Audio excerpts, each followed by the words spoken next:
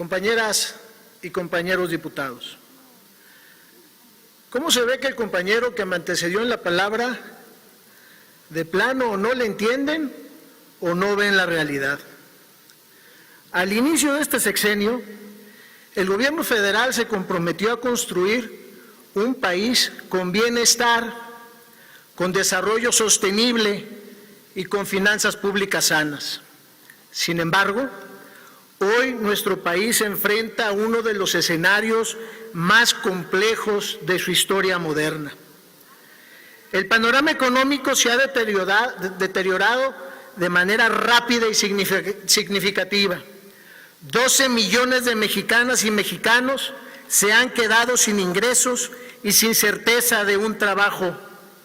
10 millones de personas podrían caer en pobreza, como lo ha advertido el Coneval. Frente a este panorama poco halagüeño, la ley de ingresos es inercial y muy optimista. No establece ningún plan de reactivación económica, por lo que es previsible que tampoco se va a lograr la meta del gobierno de crecer al 4.6%. Es evidente que la política fiscal y tributaria no cuenta con bases sólidas para cumplir el objetivo de crecimiento anual. Al reducir el gasto público, se acentúa la caída de la demanda y de la actividad económica, y esto a su vez agrava la situación financiera del sector productivo y, por consecuencia, los ingresos de las familias mexicanas. Se anticipa que la captación de los ingresos tributarios se ubica en poco más de 3.5 billones de pesos, una reducción real del 2.6%.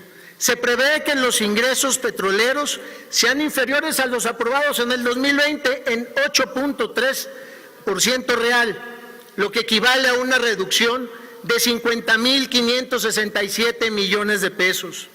En particular, los ingresos del gobierno federal provenientes del Fondo Mexicano del Petróleo para la Estabilización y el Desarrollo se estiman en 343.000 millones de pesos, una caída del 19% en términos reales.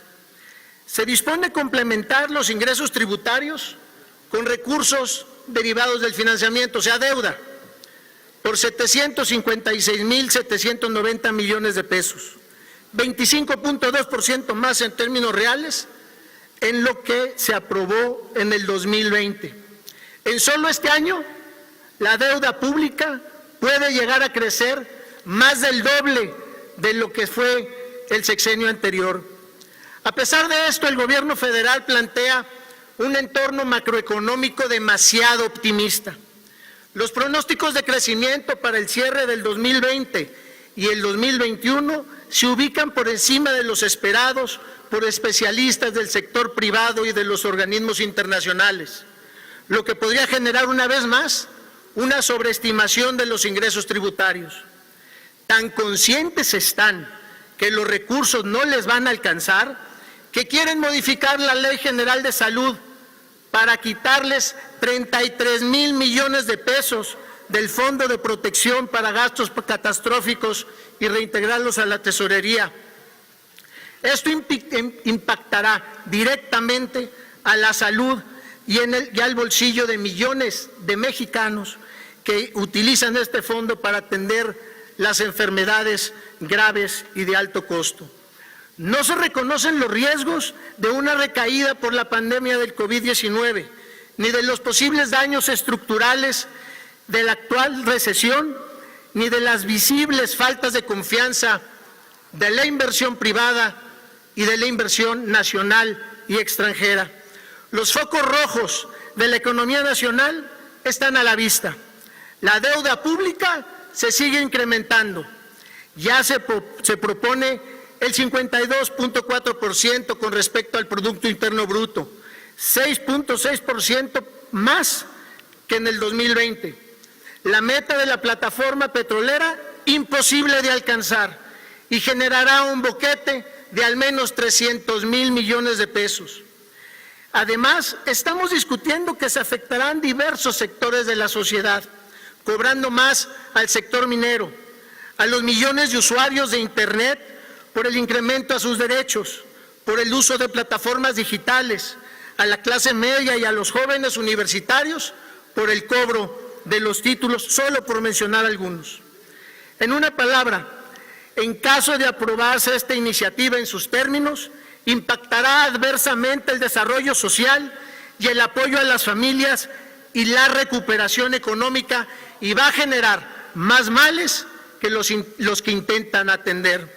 Compañeras y compañeros diputados, nos encontramos ante un escenario económico inédito y de gran incertidumbre. Vemos con preocupación el comportamiento que ha tenido la economía y las acciones que el gobierno ha tenido para realizar para tapar el boquete fiscal de este año. Esta situación nos obliga a construir una legislación que garantice los recursos suficientes para poder diseñar un presupuesto de egresos realista y acorde al contexto que vive el país. Debemos de entender que la iniciativa de ingresos que hoy discutimos no garantiza los recursos para atender la emergencia sanitaria, ni mucho menos considera un plan de reactivación de la economía que permita recuperar la senda del crecimiento y restituir la calidad de vida de la población. Esta ley de ingresos no es en favor de México, compañeras y compañeros diputados. Esta ley de ingresos es en contra de México. No olvides suscribirte y seguirnos en nuestras redes sociales. Cámara de Diputados.